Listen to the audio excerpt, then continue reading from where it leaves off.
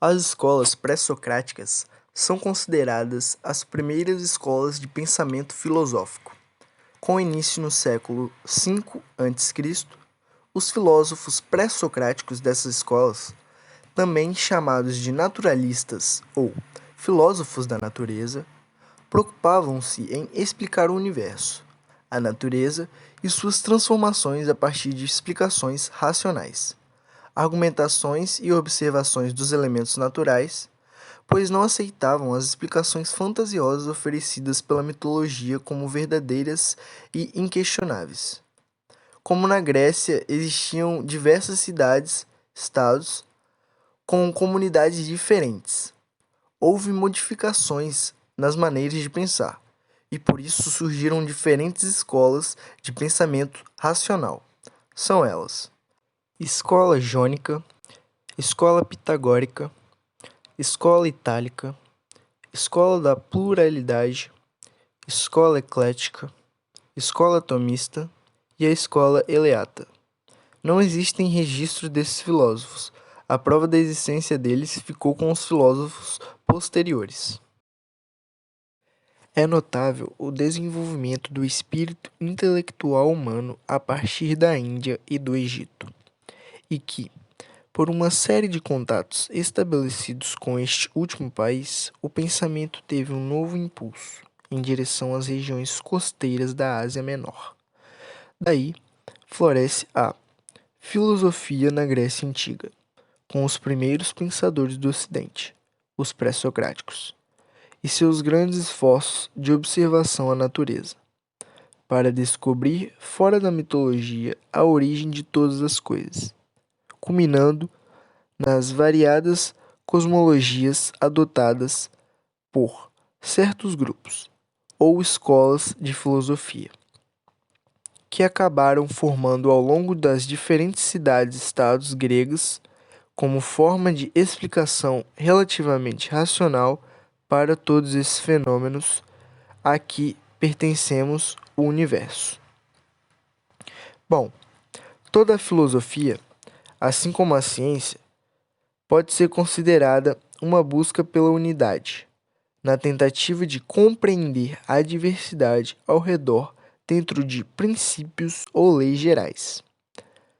Mas alguns desses pensadores se sentiram tão atraídos pela unidade que negaram a pluralidade das coisas e afirmaram o arche como una, como se houvesse um só elemento ou raiz comum a ela. Tales e Mileto, conhecido como o primeiro filósofo ocidental, acreditava, por exemplo, que a água seria a essência de tudo, pois estava presente na constituição dos seres, distribuída em diferentes quantidades e estados físicos. Anaxímenes, por outro lado, entendia que o princípio das coisas era o ar, pois dele tudo surge e nele tudo se dissolve.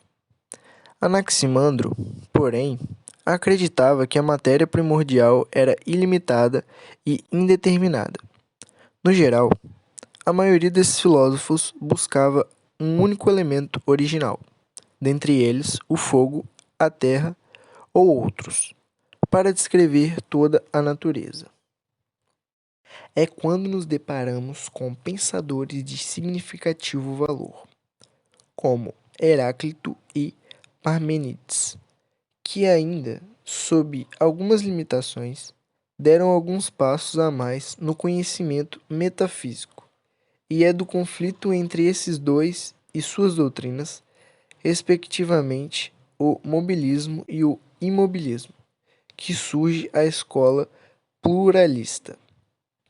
Heráclito, da escola jônica, se destacou por atribuir ao mundo uma constante relação de devir, ou seja, que a origem das coisas se deve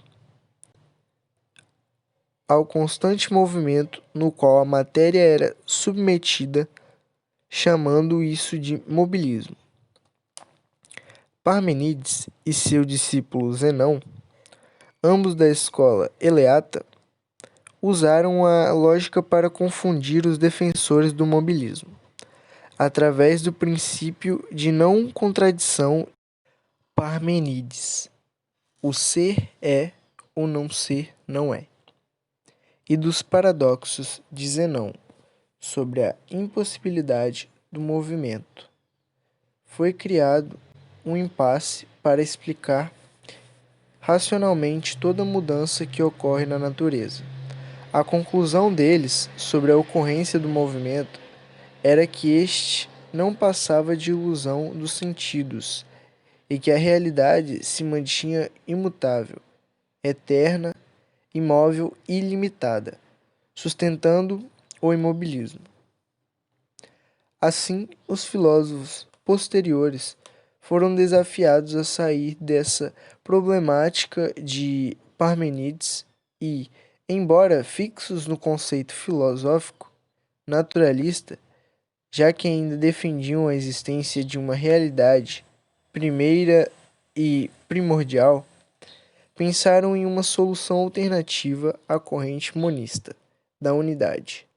Para tanto, foi preciso questionar o princípio básico da filosofia cosmológica até então, a physis, como uma substância única.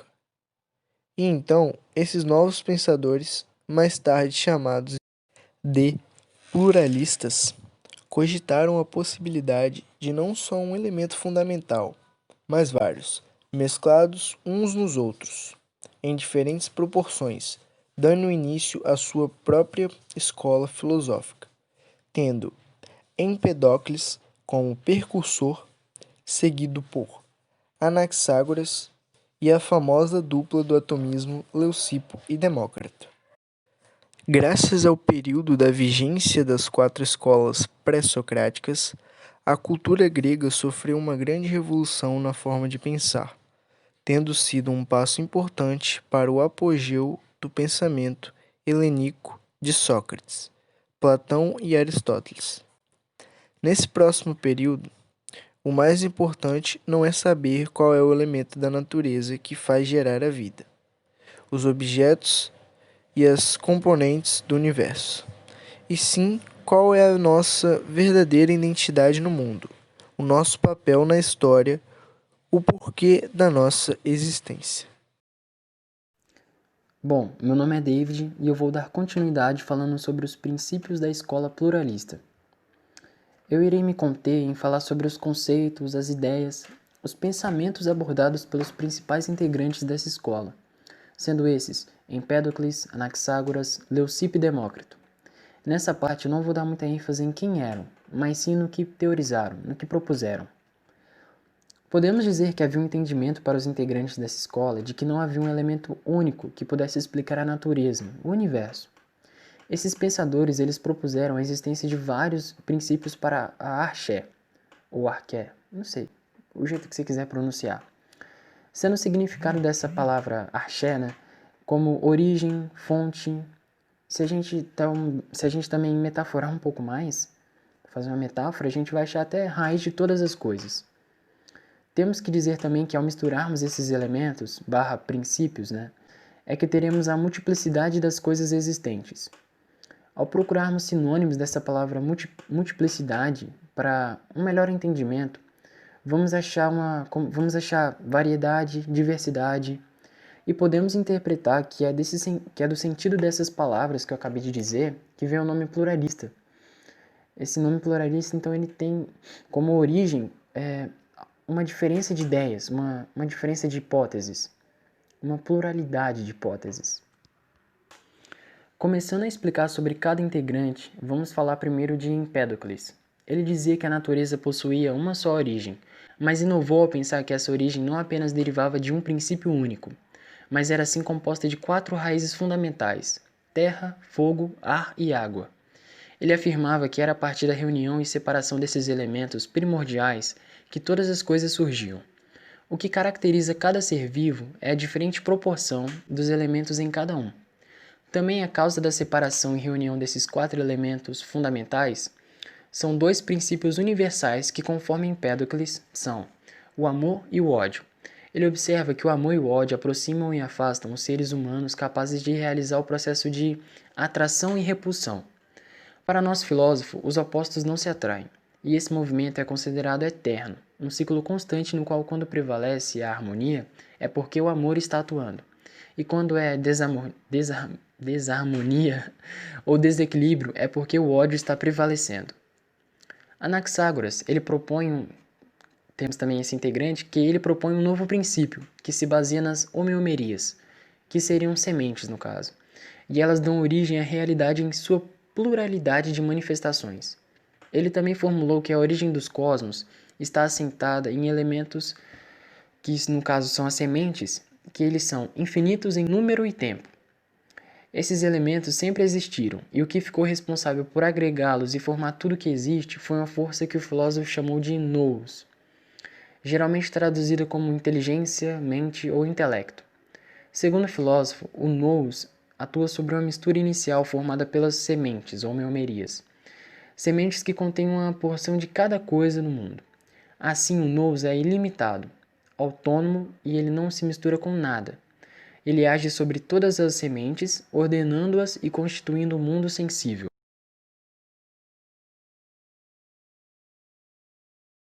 Então, continuando, temos que a tendência da escola pluralista é compreender a existência de uma multiplicidade, considerando o real como múltiplo.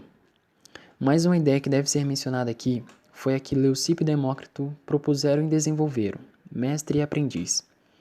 Leucipo foi o responsável por apontar que a origem do universo derivava de microscópicos, infinitos e indivisíveis elementos, que se agregavam sempre, formando seres e objetos do mundo, sendo esses os átomos, que na visão dos atomistas antigos era já a menor partícula possível.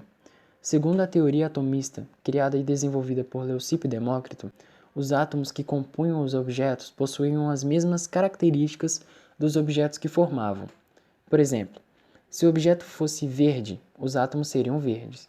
Se o objeto fosse quadrado, os átomos também seriam quadrados. Os átomos eram infinitos e invisíveis, agrupavam-se pela similaridade, ou seja, os iguais tinham a capacidade de se juntar, dando forma às coisas.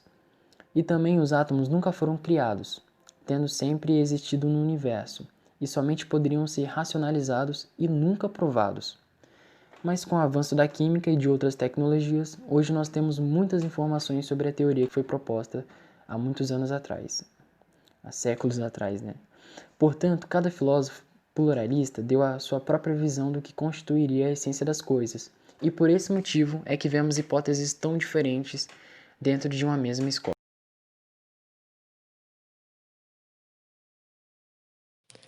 Anaxágoras de Clazomenas foi um dos filósofos do período pré-socrático da Ásia Menor. Dedicou-se ao estudo da astronomia e da biologia, procurando sintetizar e tornar lógicas as explicações do mundo. Anaxágoras foi o último representante dos pré-socráticos. Para Anaxágoras, várias substâncias compunham a totalidade do espaço existente e que cada elemento constituinte seria fundamental em si mesmo. Para ele, a matéria seria constituída pela combinação desses elementos infinitamente indivisíveis. Acreditava que no ar continha sementes de todas as coisas, que eram trazidas à terra pela chuva, e dava como exemplo as plantas.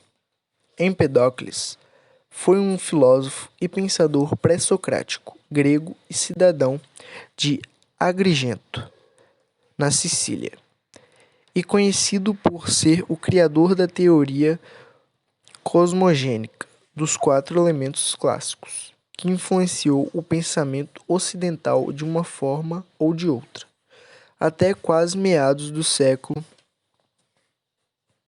XVII. Arquelau foi um filósofo da Grécia Antiga, discípulo de Anaxágoras, e a tradição o apresenta como mestre de Sócrates. Além da filosofia da natureza, Arquelau preocupou-se com a moral. Ele afirmou que o princípio do movimento era a separação do quente do frio, a partir da qual ele procurou explicar a formação da Terra e a criação de animais e humanos. Continuando a falar dos integrantes, temos agora Leucipo de Abdera. Possivelmente ele é o primeiro filósofo atomista que se tem notícia, e ele foi mestre de Demócrito, sendo esse outro filósofo que eu vou falar daqui a pouco.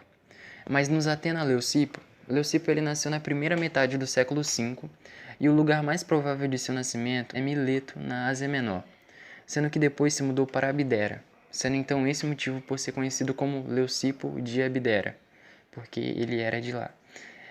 Foi provavelmente contemporâneo de Anaxágoras e Sócrates, e também lhe é atribuído a autoria de um único livro, chamado A Grande Ordem do Mundo, mas também é conhecido e também chamado como Grande Cosmologia. Ele tinha como principal interesse nos estudos a metafísica, e também é considerado por Aristóteles o verdadeiro criador do atomismo. E ele foi muito influenciado pelo filósofo pré-socrático também, Zenão de Eleia. Agora, continuando, vamos falar de Demócrito. Demócrito, como eu havia dito antes, ele foi discípulo de Leucipo. Demócrito é conhecido como o filósofo grego que mais contribuiu para o desenvolvimento da posição atomista. Ele nasceu no ano de 460 a.C. Ele também viajou pela Babilônia, Egito e Atenas antes de residir em Abdera, no final do século V. Do ponto de vista filosófico, a maior parte de suas obras tratou de ética e não apenas da physis, que é o principal assunto que foi tratado dentre os filósofos pré-socráticos. Seus principais interesses eram epistemologia, matemática, astronomia, metafísica, geografia, ética e física, tendo gastado bastante tempo nos estudos dessas áreas. Sua fama decorre do fato dele ter sido o maior expoente da teoria atomista.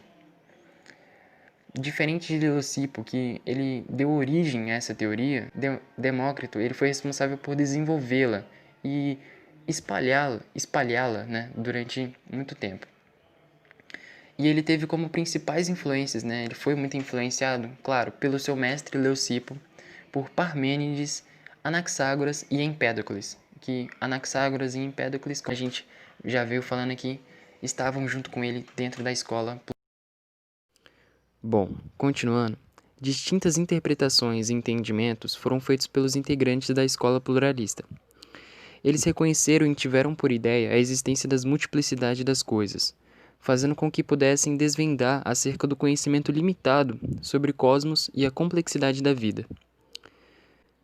Levando em conta todo o que já foi dito aqui dentro do trabalho, podemos concluir então que a escola pluralista tinha como base na criação de princípios a diversidade. Diversidade essa em seres, culturas, realidades, opiniões e, sobretudo, na sua essência.